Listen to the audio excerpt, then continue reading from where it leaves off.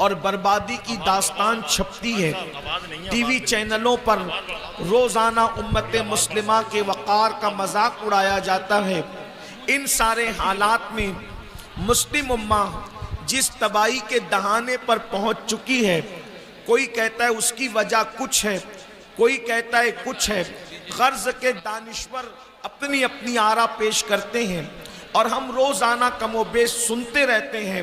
کوئی کہتا ہے یہ وجہ ہے، کوئی کہتا ہے یہ وجہ ہے، کوئی کہتا ہے یہ وجہ ہے، لیکن قرآن و سنت کا اگر ہم جائزہ لیں تو ہمیں یہ بات سمجھ میں آتی ہے کہ ہماری تباہی اور بربادی کی سب سے بڑی ایک ہی وجہ ہے اور اسے گناہ کہتے ہیں۔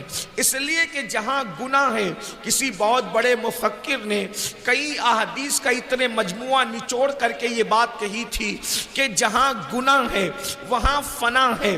جب انسان گناہ کرتا ہے تو بربادی سے اسے دنیا کی کوئی طاقت بچا نہیں سکتی۔ جب انسان گناہوں میں مبتلا ہو جاتا ہے تو پھر اس کو بربادی سے دنیا کی کوئی قوت روک نہیں سکتی۔ اللہ اکبر!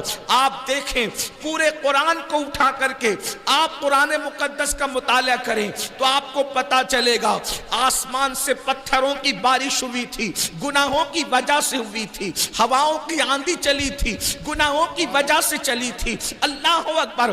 زمین کے اندر قوموں کو دھسا دیا گیا تھا، گناہوں کی وجہ سے دھسایا گیا تھا۔ اللہ اکبر! ایک عالمی طوفان آیا تھا اور اس عالمی طوفان نے لوگوں کو جب وہ پانی کے اندر غرق کر دیا تھا۔ آج بھی تاریخ کے انمٹ نقوش پکار پکار کر ہمیں عبرت کی دعوت دے رہے ہیں کہ لوگ اگر دھسے ہیں زمین میں تو گناہوں کی وجہ سے، پتھروں کی برسات ہوئی ہے تو گناہوں کی وجہ سے، چہرے سور اور بندروں کی طرح ہوئے ہیں تو گناہوں کی وجہ سے۔ اور میرا اللہ قرآن میں واضح طور پر ارشاد فرماتا ہے وَمَا أَصَابَكُم مِّن مُّصِيبَةٍ فَبِمَا كَسَبَتْ أَيْدِيكُمْ، کہ تم پر جو مصیبت آتی ہے وہ تمہارے گناہوں کی وجہ سے آتی ہے۔ میرے پیارے آقا صلی اللہ علیہ وسلم کے پیارے دیوانوں، ہم یہ تصور کرتے ہیں، ہم یہ سوچتے ہیں مولانا گناہ کریں گے تو اس کی سزا قبر میں ملے گی، گناہ کریں گے تو اس کی سزا میدان محشر میں ملے گی۔ حالانکہ ایک مسلمان کو اگر یہ یقین ہے کہ میرے گناہ کی سزا مجھے قبر اور میدان محشر میں ملے گی، تب بھی تو اس کو گناہ نہیں کرنا چاہیے، اس لیے کہ نہ قبر میں گناہ برداشت کرنے کی طاقت ہے، نہ حشر میں گناہ کا عذاب برداشت کرنے کی طاقت ہے۔ قبر میں بھی عذاب نہیں برداشت ہو سکتا گناہ کا، میدان محشر میں بھی برداشت نہیں ہو سکتا۔ مگر بے باکی تو دیکھو، لوگ کہتے ہیں مولانا قبر میں سزا ملے گی تب دیکھا جائے گا، محشر میں سزا ملے گی تب دیکھا جائے گا۔ اس کا مطلب یہ ہے کہیں نہ کہیں ایمان کمزور ہوا ہے، کہیں نہ کہیں اللہ رسول کی باتوں پر سے یقین کمزور ہوا ہے۔ اور یاد رکھنا کوئی گناہ اتنا نقصان نہیں پہنچاتا جتنا اللہ کی باتوں سے یقین کا کمزور ہو جانا نقصان پہنچاتا ہے۔ صحیح بات ہے، سبحان۔ کوئی انسان جب ہمیں کہہ دیا گیا کہ تم پر عذاب ہوگا اگر گناہ کرو گے تو، اور عذاب دینے والا کون ہے؟ میرا اللہ ارشاد فرماتا ہے ان بطش ربک لشدید، تیرے رب کی پکڑ بڑی سخت ہے۔ اللہ اگر کسی کو پکڑے، اللہ کسی کی پکڑ کرے، اللہ رب العزت کسی کا محاسبہ کرے، اللہ اکبر!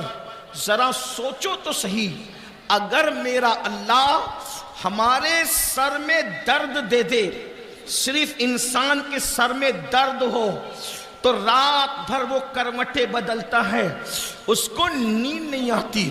اگر کمر کا درد شروع ہو جائے تو انسان تڑپتا ہے، اس کو نیند نہیں آتی۔ اگر آنکھ کا درد شروع ہو جائے وہ تڑپتا ہے، اس کو نیند نہیں آتی۔ میرے بھائیوں، میں اپنی بہنوں سے بھی توجہ چاہتا ہوں اور آپ سب سے توجہ چاہتا ہوں۔ مجھے بتاؤ میرے بھائیوں، وہ سر کا درد جو ڈاکٹر کی دوا سے دور ہو سکتا ہے، وہ کمر کا درد جس پر آپ تدبیر کرنا چاہیں تو آپ اس کو دور کر سکتے کسی تدبیر کے ہیلے سے۔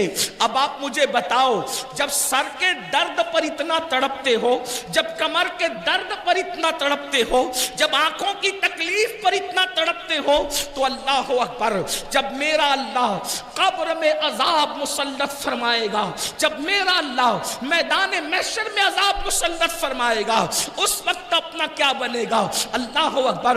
مسلمان ہو، اپنے نبی کی بات پر یقین کرو۔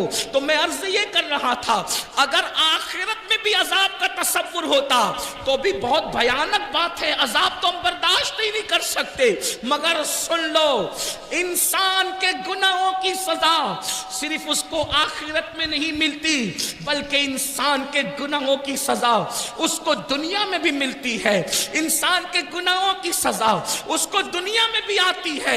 اللہ اکبر، اللہ اللہ۔ آئیے میں آپ کو بتاؤں، ایک بزرگ فرماتے ہیں کہ جب میں رات کو گناہ کرتا ہوں، جب میں رات کو گناہ کرتا ہوں تو صبح میں دیکھتا ہوں کہ میری سواری میری نافرمانی کرتی ہے، یعنی میرے رات کے گناہ کا اثر میری سواری سے بھی ظاہر ہوتا ہے۔ میری سواری میری موافقت نہیں کرتی، میری سواری میری بات نہیں مانتی۔ اللہ اکبر۔ اندازہ فرمائے، اس کا مطلب یہ ہے اگر سواری موافق نہ ہو